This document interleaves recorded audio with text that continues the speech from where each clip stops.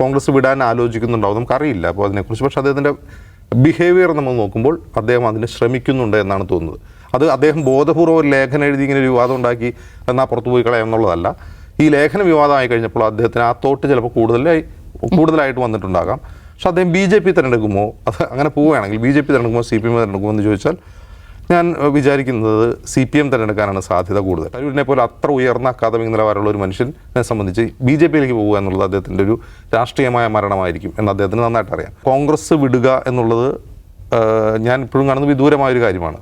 പക്ഷെ അദ്ദേഹം അങ്ങനെ വിട്ടാൽ അതിൻ്റെ പ്രധാന കാരണം അദ്ദേഹത്തെ ഹാൻഡിൽ ചെയ്യുന്നതിൽ കേരളത്തിലെ കോൺഗ്രസ് നേതാക്കൾക്ക് സംഭവിച്ചിട്ടുള്ള ഒരു പ്രശ്നമാണ്. ശശി തരൂരിനെ സംബന്ധിച്ച് ശശി തരൂർ UN നിന്ന് വിരമിച്ച ശേഷം രാഷ്ട്രീയത്തിൽ എൻട്രി ചെയ്യുന്നൊരു സമയമുണ്ട്. അദ്ദേഹത്തിന് ലഭിച്ച അത്ര സ്വീകാര്യത കോൺഗ്രസിൽ മറ്റേതെങ്കിലും നേതാവിന് ലഭിച്ചിട്ടുണ്ടെന്ന് തോന്നുന്നില്ല.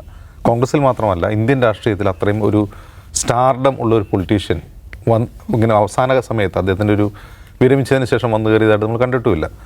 അദ്ദേഹം 2ാം UPA സർക്കാരിൽ വിദേശകാര്യ സഹമന്ത്രിയായിരുന്നു. അദ്ദേഹത്തിന് പറ്റിയൊരു വകുപ്പാണ് അദ്ദേഹത്തിന് ലഭിച്ചതും. അതിൽ അദ്ദേഹം നന്നായിട്ട് ഷൈൻ ചെയ്തു. പ്രത്യേകിച്ചും ഈ ഡിപ്ലോമാറ്റിക് മിഷനൊക്കെ അദ്ദേഹം വളരെ ഭംഗിയായിട്ട് നിർവഹിച്ചു. കാരണം അദ്ദേഹം അദ്ദേഹത്തിൻ്റെ ഒരു ഫോർട്ടിയാണ് അത്. അങ്ങനെ ഇരിക്കെ വളരെ നല്ല രീതിയിൽ അദ്ദേഹത്തിൻ്റെ സഹമന്ത്രി സ്ഥാനം മുന്നോട്ട് പോകുമ്പോഴാണ് നമുക്കറിയാം ഈ IPL സ്വെറ്റ് ഷെയറുമായി ബന്ധപ്പെട്ട വിവാദം ഉണ്ടാകുന്നത്. അദ്ദേഹത്തിന് രാജിവെക്കുന്നത് അത് തീർച്ചയായിട്ടും അദ്ദേഹത്തിൻ്റെ അതിൽ രാഷ്ട്രീയ നിലപാടുണ്ടായ വിവാദമല്ല, തികച്ചും വ്യക്തിപരമായ അദ്ദേഹത്തിൻ്റെ ചില അഫിലിയേഷനുമായിട്ട് ബന്ധപ്പെട്ടുണ്ടായ വിവാദമാണ്. അന്ന് അദ്ദേഹത്തിൻ്റെ ഗേൾഫ്രണ്ടായിരുന്ന സുനന്ദ പുഷ്കർ IPLൻ്റെ ചില ഡീലുകളിൽ ഇടപെടുകയും അതിൽ നിന്ന് അവർക്ക് സ്വെറ്റ് ഷെയർ ലഭിച്ചു എന്ന വിവാദം ഉണ്ടാവുകയും തീർച്ചയായിട്ടും അദ്ദേഹത്തിൻ്റെ ബോയ്ഫ്രണ്ട് എന്ന നിലയിൽ അവരുടെ ബോയ്ഫ്രണ്ട് എന്ന നിലയിൽ ശശി തരൂർ അന്ന് മന്ത്രിസ്ഥാനത്തിരിക്കുകയാണ്. അദ്ദേഹത്തിൻ്റെ ഒരു പൊളിറ്റിക്കൽ പ്രഷർ അതിലുണ്ടായിരുന്നോ തുടങ്ങിയ ക്വസ്റ്റ്യൻസ് അന്ന് BJP ഉയർത്തിയിരുന്നു. അതുമാത്രമല്ല, അന്ന് ഈ IPLൻ്റെ കൊച്ചി ഫ്രാഞ്ചൈസി തുടങ്ങാനുള്ള ശ്രമം നടക്കുന്നു. അതിലേക്ക് ഇൻവെസ്റ്റേഴ്സിനെ കൊണ്ടുവരുന്നു. അതിലേക്ക് ഇൻവെസ്റ്റേഴ്സായിട്ട് കൂടുതൽ പേര് വരുന്നത് ഈ ഗുജറാത്തിൽ നിന്നുള്ള ആളുകളാണ്. യഥാർത്ഥത്തിൽ അവർ ഗുജറാത്തികളായ എന്നാൽ വിദേശ പൗരന്മാരായ ചിലരാണ് അതിൽ പണം നിക്ഷേപിക്കുന്നത്. അപ്പോൾ അന്ന് ഗുജറാത്ത് ക്രിക്കറ്റ് അസോസിയേഷൻ്റെ അധ്യക്ഷ സ്ഥാനത്തുള്ളത് നരേന്ദ്രമോദിയാണ്, എന്തോ പ്രധാനമന്ത്രിയാണ്. അപ്പോൾ അന്ന് ഉയർന്ന ആരോപണങ്ങൾ അത് കേരളത്തിൻ്റെ ഫ്രാഞ്ചൈസി പൊളിക്കാനുള്ള ഗൂഢാലോചനയാണ്, അതിന് ഗുജറാത്ത് ലോബി ശ്രമിച്ചതാണെന്നൊക്കെ വാദപ്രതിവാദങ്ങൾ. എന്തായാലും അദ്ദേഹത്തിൻ്റെ ആ രാജിക്ക് കാരണമായത് അദ്ദേഹത്തിൻ്റെ തികച്ചും വ്യക്തിപരമായ കാരണങ്ങൾ കൊണ്ടാണ്, ഏതെങ്കിലും രാഷ്ട്രീയ നിലപാട് കൊണ്ടല്ല. പിന്നീട് നമ്മൾ കാണുന്നത് അദ്ദേഹം തുടർച്ചയായി തിരുവനന്തപുരത്ത് നിന്ന് ജയിക്കുന്നതാണ് കാണുന്നത്. 4 തവണ MP ആയ ആളാണ് ഇപ്പോൾ അദ്ദേഹം. അങ്ങനെ ഇരിക്കെ നിലവിൽ അദ്ദേഹത്തിന് കോൺഗ്രസ്സിലുള്ള ഒരു പൊസിഷൻ എന്താണെന്നൊരു ക്വസ്റ്റ്യനുണ്ട്. ആ ക്വസ്റ്റ്യൻ വളരെ നിർണായകമാണ്. ഒന്ന്, അദ്ദേഹം മല്ലികാർജ്ജുൻ ഖാർഗെക്കെതിരെ കോൺഗ്രസ് അധ്യക്ഷ സ്ഥാനത്തേക്ക് മത്സരിച്ചു. അദ്ദേഹം ജയിക്കുമെന്ന് പ്രതീക്ഷ മത്സരിച്ചതല്ല, ഒരു പക്ഷേ അദ്ദേഹത്തിൻ്റെ ഒരു രാഷ്ട്രീയ നിലപാട് കൊണ്ടായിരിക്കാം. നെഹ്റു കുടുംബത്തിൻ്റെ പിന്തുണയില്ലാത്ത ഒരാൾ കോൺഗ്രസ് പ്രസിഡന്റ് ആവണം, അത്തരമൊരു ജനാധിപത്യ സംസ്കാരം കോൺഗ്രസിൽ കൊണ്ടുവരണം എന്ന് അദ്ദേഹം ചിന്തിക്കുന്നുണ്ടാകാം. അങ്ങനെ മത്സരിച്ചു, അദ്ദേഹം തോറ്റതിന് ശേഷം അദ്ദേഹത്തിന് മുമ്പുണ്ടായിരുന്ന സ്വീകാര്യത കോൺഗ്രസ്സിലുണ്ടോ എന്നൊരു ചോദ്യം അവശേഷിക്കുന്നുണ്ട്. അതിന് പല കാരണങ്ങളുണ്ട്. ഒന്ന്, കോൺഗ്രസിൻ്റെ ഒരു ട്രഡീഷണൽ ആയിട്ടുള്ള രാഷ്ട്രീയത്തോട് പലപ്പോഴും അദ്ദേഹം യോജിച്ചു പോകാറുള്ളത് എന്നുള്ളത് ശരിയാണ്. കോൺഗ്രസ് സ്വീകരിക്കുന്ന രാഷ്ട്രീയ നിലപാടിൽ നിന്ന് വ്യത്യസ്തമായ നിലപാടാണ് സ്വീകരിക്കുന്നത്. ചിലപ്പോൾ ഒരു ഗ്ലോബൽ പെർസ്പെക്റ്റീവിലൊക്കെ നോക്കിക്കഴിയുമ്പോൾ അദ്ദേഹം പറയുന്നതിൽ ശരിയുണ്ടാകാം, അതാണ് ശരിയായ രാഷ്ട്രീയം എന്നൊക്കെ നമുക്ക് തോന്നിയേക്കാം. പക്ഷേ ഓൺ ഗ്രൗണ്ട് നമ്മുടെ മണ്ണിലിറങ്ങി പണിയെടുക്കുന്ന കോൺഗ്രസ്സുകാരെ സംബന്ധിച്ചിടത്തോളം അദ്ദേഹത്തിൻ്റെ പല നിലപാടുകളോടും യോജിക്കാൻ കഴിയില്ല. ഒരു ഇന്ത്യൻ സാഹചര്യവുമായി യോജിച്ചു പോകുന്ന ഒന്നല്ല അദ്ദേഹത്തിൻ്റെ നിലപാട്. അതിപ്പോൾ ഇസ്രായേൽ ഫലസ്തീൻ വാറിലാണെങ്കിൽ ഏറ്റവും ഒടുവിൽ ചങ്ങലക്കിട്ട് ഇന്ത്യൻ ഡീപ്പോർട്ടീസിനെ കൊണ്ടുവന്ന സംഭവത്തിലാണെങ്കിലും അദ്ദേഹത്തിൻ്റെ നിലപാടുകൾ എന്താണ്, മറ്റൊന്നാണ്. എന്ന് മാത്രമല്ല, മോദി ട്രംപുമായി നടത്തിയ ഏറ്റവും ഒടുവിലത്തെ കൂടിക്കാഴ്ച, അതേക്കുറിച്ചുള്ള പ്രസ്താവന യഥാർത്ഥത്തിൽ കോൺഗ്രസ് ദേശീയ നേതൃത്വത്തെ ചൊടിപ്പിച്ചിട്ടുള്ളത്, അല്ലാതെ കേരളത്തിൽ സംരംഭത്വം വളർന്നോ അല്ലതോ സംബന്ധിച്ചുള്ള പ്രസ്താവനയല്ല. അത് എത്രമാത്രം ഗുരുതരമായൊരു പ്രശ്നമാണെന്ന് ആലോചിക്കുക. ട്രംപ് സ്വീകരിച്ച നിലപാട്, അദ്ദേഹത്തിൻ്റെ ഒരു രാഷ്ട്രീയ നിലപാടുകൊണ്ടാണ് അങ്ങനെ സ്വീകരിക്കുന്നത്. ഇപ്പോൾ കേരളത്തിൽ അദ്ദേഹം സംരംഭത്തെക്കുറിച്ച് അഭിപ്രായപ്പെടുന്ന അദ്ദേഹത്തിൻ്റെ രാഷ്ട്രീയ നിലപാടാണ്. അതേസമയം തന്നെ ട്രംപ് മോദി കൂടിക്കാഴ്ചയുടെ ഔട്ട്കം സംബന്ധിച്ച് അദ്ദേഹത്തിൻ്റെ പ്രസ്താവനയും രാഷ്ട്രീയ നിലപാടാണ്. യഥാർത്ഥത്തിൽ ട്രംപ് മോദി ഔട്ട്കമ്മിൻ്റെ ആ കൂടിക്കാഴ്ചയുടെ ഔട്ട്കം എന്ന് ആലോചിച്ച് നോക്കുക. ഒരു തരത്തിലും ഇന്ത്യക്ക് ഫേവറായിട്ടുള്ള ഒന്നാണ് ആ കൂടിക്കാഴ്ചയുടെ അനന്തരഫലം എന്ന് പറയാനേ കഴിയില്ല ഏതെങ്കിലും തരത്തിൽ. ഒന്ന്, ഈ വിലങ്ങണിയിച്ച ആളുകളെ കൊണ്ടുവരുന്നതിനെക്കുറിച്ച് ചർച്ചയുണ്ടായോ? അങ്ങനെ ചെയ്യുന്നത് ശരിയല്ല എന്ന് പ്രധാനമന്ത്രി അമേരിക്കൻ പ്രസിഡന്റിൻ്റെ മുഖത്ത് നോക്കി പറഞ്ഞു. ഇത്തരം കാര്യങ്ങളെക്കുറിച്ച് നമുക്കറിയില്ല. അദാനി വിഷയത്തിൽ നിങ്ങൾ എന്ത് ചെയ്തു എന്ന ഒരു അമേരിക്കൻ മാധ്യമപ്രവർത്തകൻ, ഒരു വിദേശ മാധ്യമപ്രവർത്തകൻ്റെ ചോദ്യത്തോട് പ്രധാനമന്ത്രി നരേന്ദ്രമോദി പറഞ്ഞത് അത്തരം വ്യക്തിപരമായ കാര്യങ്ങൾ ചർച്ച ചെയ്യാനല്ല ഞങ്ങൾ ലോക നേതാക്കൾ കൂടിച്ചേരുന്നതെന്നാണ്. ഇന്ന് നമ്മൾ കേട്ട വാർത്ത എന്താണ്? ഇന്ന് കേട്ട വാർത്ത അമേരിക്കയുടെ സെക്യൂരിറ്റി എക്സ്ചേഞ്ച് കമ്മീഷൻ ന്യൂയോർക്കിലൊരു ഈ കേസുമായി ബന്ധപ്പെട്ട് കോടതിയിൽ കൊടുത്തിട്ടുള്ള മൊഴി സ്റ്റേറ്റ്മെൻറ്റ് പുറത്തു വരുന്നവരാണ്. അവർ പറയുന്നത് എന്താണ്? ഞങ്ങൾ ഇന്ത്യയോട് ആവശ്യപ്പെട്ടിരിക്കുന്നു, ഞങ്ങളെ ഈ കേസ് അന്വേഷണത്തിൽ സഹായിക്കണം, ഇന്ത്യൻ നീതിന്യായ വകുപ്പിൻ്റെ സഹായം ഞങ്ങൾക്ക് ആവശ്യമുണ്ട്. അതിനർത്ഥം അവർ ആ കേസുമായി മുന്നോട്ട് പോവുകയാണെന്നാണ്. അദാനിക്കെതിരായ കേസുമായി മുന്നോട്ട് പോവുകയാണ്. അദാനി ഇന്ത്യയിലായതിനാൽ ഇന്ത്യയുടെ സഹകരണത്തിന് കൂടിയേ തീരുമെന്നാണ്. അപ്പോൾ ട്രംപ് മോദി കൂടിക്കാഴ്ചയിൽ അദാനി വിഷയം ചർച്ചയായിട്ടേ ഇല്ലേ?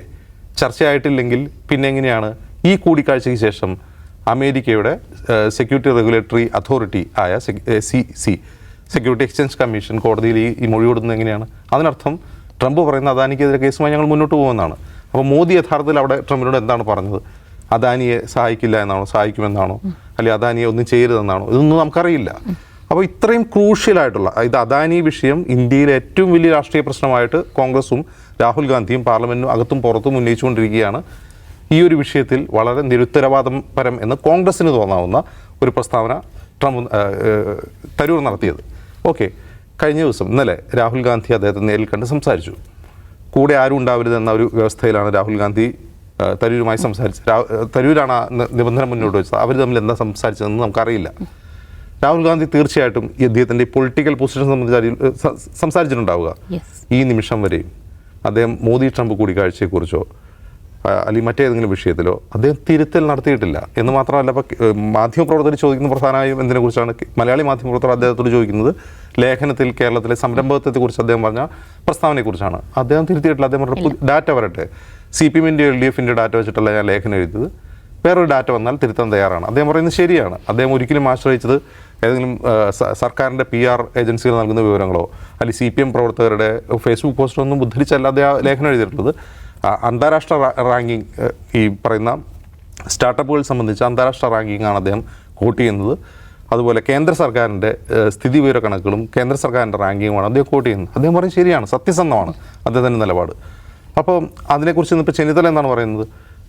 സർക്കാർ PR ഏജൻസികളെ ഉപയോഗിച്ച് ചെയ്യുന്ന റാങ്കിങ്ങാണ് നമ്മൾ ഗ്ലോബൽ റാങ്കിങ് ആയി കാണുന്നതാണ്. ഒരുപക്ഷെ അത് ശരിയാണെന്ന് തന്നെ വയ്ക്കുക.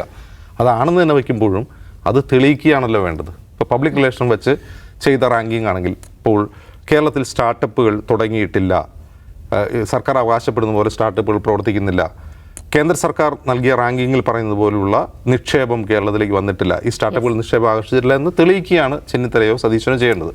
ഇവിടെ എനിക്ക് കുറേ കൂടി ബാലൻസ്ഡ് ആയിട്ടുള്ളൊരു നിലപാടായിട്ട് തോന്നുന്നത് കെ സുധാകരനെയാണ്. സുധാകരൻ പറയുന്നത് വളരെ കറക്റ്റായിട്ടുള്ള കാര്യമാണ്. പാർട്ടിക്ക് അത്ര പരിക്കേൽപ്പിക്കുന്ന ഒന്നായിരുന്നില്ല ശശി തരൂരിൻ്റെ ലേഖനം. പക്ഷേ ചിലർ, കോട്ട്സിലാണ് പറയുന്നത്, ചിലർ അത് വിവാദമാക്കി മാറ്റി, വഷളാക്കി മാറ്റി. തരൂരിനെ ഏറെക്കുറെ സപ്പോർട്ട് ചെയ്യുന്ന നിലപാടാണ്. അദ്ദേഹം പറഞ്ഞത് തെറ്റാണെങ്കിൽ പോലും അദ്ദേഹം പാർട്ടിക്ക് പരിക്കേൽപ്പിക്കുന്ന രീതിയിലൊന്നും ചെയ്തിട്ടില്ല. അത് തീർന്നു, ആ വിഷയം തീർന്നു. തരൂർ പാർട്ടിക്കൊപ്പമാണ്, അദ്ദേഹം വേറെ എവിടെയും പോവില്ല എന്നുകൂടി പറഞ്ഞു. DYFI അദ്ദേഹത്തെ ഒരു കൺവെൻഷനിൽ ക്ഷണിച്ചിട്ടുണ്ട്, അതിലേക്ക് അദ്ദേഹം പോകില്ല എന്നാണ് ഞാൻ കരുതുന്നത്. തരൂരും പറഞ്ഞിട്ടുണ്ട് ഞാൻ പോകില്ല, ഞാൻ വേറെ പോകുന്നതിന് കുഴപ്പമുണ്ടായിട്ടല്ല, ഞാൻ വേറെ ഓക്യുപ്പൈഡ് ആണ്, അതുകൊണ്ട് പോകുന്നില്ല എന്ന് പറയുന്നു. ഇതെല്ലാം കൂട്ടി വായിക്കുമ്പോൾ എനിക്ക് തോന്നുന്നു ദിവ്യ, തരൂർ കോൺഗ്രസിൽ അസംതൃപ്തനാണ്. അതിൻ്റെ പ്രധാനപ്പെട്ട കാരണം ഒന്ന്, അദ്ദേഹം മത്സരിച്ചതിനെ തുടർന്ന് പാർട്ടിയുടെ ടോപ്പ് ബ്രാസിൽ അദ്ദേഹം അനഭിബന്ധനായി എന്നുള്ളൊരു കാര്യം. രണ്ടാമത്തെ കാര്യം, കേരളത്തിൽ അദ്ദേഹം നടത്തിയിട്ടുള്ള ഇടപെടലുകൾ, അത് രാഷ്ട്രീയ ഇടപെടലുകൾ അല്ലാത്തതാണെങ്കിലും കേരള നേതാക്കൾക്കിടയിലും അദ്ദേഹത്തിന് വിപ്രതിപത്തി ഉണ്ടായിട്ടുണ്ട്. അപ്പോൾ എല്ലായിടത്തും അദ്ദേഹം ഒറ്റപ്പെടുന്നു എന്നൊരു തോന്നൽ അദ്ദേഹത്തിനുണ്ടാവും. സ്വാഭാവികമായും അദ്ദേഹം ഏത് പാർട്ടിയെ കോൺഗ്രസ് വിടാൻ ആലോചിക്കുന്നുണ്ടാവും നമുക്കറിയില്ല അപ്പോൾ അതിനെക്കുറിച്ച്. പക്ഷേ അദ്ദേഹത്തിൻ്റെ ബിഹേവിയർ നമ്മൾ നോക്കുമ്പോൾ അദ്ദേഹം അതിന് ശ്രമിക്കുന്നുണ്ട് എന്നാണ് തോന്നുന്നത്. അത് അദ്ദേഹം ബോധപൂർവ്വം ഒരു ലേഖനം എഴുതി ഇങ്ങനെ ഒരു വിവാദം ഉണ്ടാക്കി എന്നാൽ പുറത്തു പോയി കളയാം എന്നുള്ളതല്ല. ഈ ലേഖന വിവാദമായി കഴിഞ്ഞപ്പോൾ അദ്ദേഹത്തിന് ആ തോട്ട് ചിലപ്പോൾ കൂടുതലായിട്ട് വന്നിട്ടുണ്ടാകാം.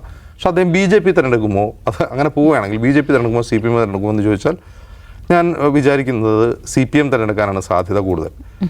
കാരണം BJPയിലേക്ക് അദ്ദേഹത്തിന് പോകുന്നതിന് അദ്ദേഹത്തിന് ഐഡിയോളജിക്കലായിട്ടുള്ള ഒരുപാട് പ്രശ്നമുണ്ട്. കാരണം അദ്ദേഹം ഇതുവരെ എഴുതിയതും പ്രസംഗിച്ചതുമായ കുറേയധികം കാര്യങ്ങളുണ്ട്.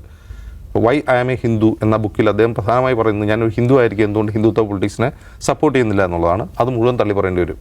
തരൂരിനെ പോലെ അത്ര ഉയർന്ന അക്കാദമിക് നിലവാരമുള്ള ഒരു മനുഷ്യനെ സംബന്ധിച്ച് BJPയിലേക്ക് പോകുക എന്നുള്ളത് അദ്ദേഹത്തിൻ്റെ ഒരു രാഷ്ട്രീയമായ മരണമായിരിക്കും എന്ന് അദ്ദേഹത്തിന് നന്നായിട്ട് അറിയാം. മറ്റൊരു ശരിക്കും ഒരു ഓപ്ഷൻ CPM ആണ്.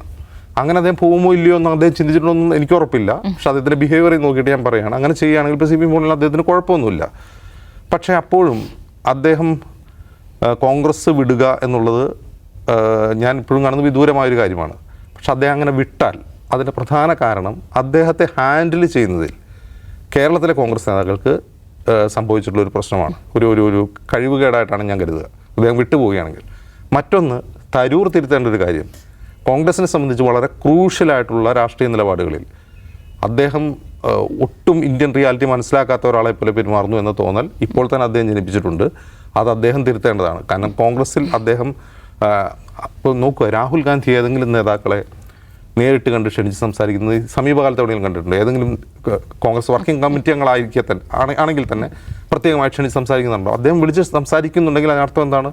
അത് അത്രമാത്രം സീരിയസ് ആയിട്ടൊരു വിഷയമാണ്. രാഷ്ട്രീയമായി തരൂർ നടത്തിയുള്ള പ്രസ്താവനകളും നിലപാടുകളും കോൺഗ്രസിനെ സംബന്ധിച്ച് അത്ര ക്രൂഷ്യലാണ്. അതുകൊണ്ടായിരിക്കും ഡയറക്റ്റ് വിളിച്ച് സംസാരിച്ചിട്ടുണ്ടാവുക. ഇതിൽ രണ്ടുപേരും തിരുത്തേണ്ടതുണ്ട്. ഒന്ന്, തരൂർ അദ്ദേഹം കുറേ കൂടി മണ്ണ് മനസ്സിലാക്കിയിട്ട് അദ്ദേഹം രാഷ്ട്രീയ നിലപാടുകൾ സ്വീകരിക്കേണ്ടതുണ്ട്. രണ്ട്, ഈ കേരളത്തിലെ കോൺഗ്രസ് നേതൃത്വം അത് ആ ലേഖനം ഞാൻ മുമ്പും പറഞ്ഞിട്ടുണ്ട്, ആ ലേഖനം അങ്ങനെ ഒരു വിവാദമാക്കേണ്ട ആവശ്യമില്ല. ആക്ച്വലി ആ ലേഖനത്തിൻ്റെ മുന CPM-നും LDF സർക്കാരിനും എതിരാണ്, കമ്മ്യൂണിസത്തിനെതിരാണ്, മുതലാളിത്തത്തെ പിന്താങ്ങുന്നതാണ്, മുതലാളിത്ത രീതിയാണ് വികസനത്തിന് അനുയോജ്യമായ രീതി എന്ന് CPM തിരിച്ചറിഞ്ഞിരിക്കുന്നു എന്ന് പരിഹാസരൂപേണ എഴുതിയൊരു ലേഖനമാണ് ആ ലേഖനം. അതിൽ എന്ത് ചെയ്യരുതായിരുന്നു? അതിൽ കയറി കൊത്തി അത് വിവാദമാക്കേണ്ട ആവശ്യം ഉണ്ടായിരുന്നില്ല. അപ്പോൾ യഥാർത്ഥത്തിൽ ദൗർഭാഗ്യകരമായ കാര്യം എന്താണെന്ന് വെച്ചാൽ, തരൂർ ആഗ്രഹിക്കുന്നുണ്ടാവില്ല ഒരു പക്ഷേ പാർട്ടി വിട്ടുപോകാൻ. പക്ഷെ അദ്ദേഹത്തെ അതിലേക്ക് നിർബന്ധിക്കുന്ന രീതിയിൽ ഇത് കൂടുതൽ വഷളാക്കാതിരിക്കുകയാണ് നല്ലത്.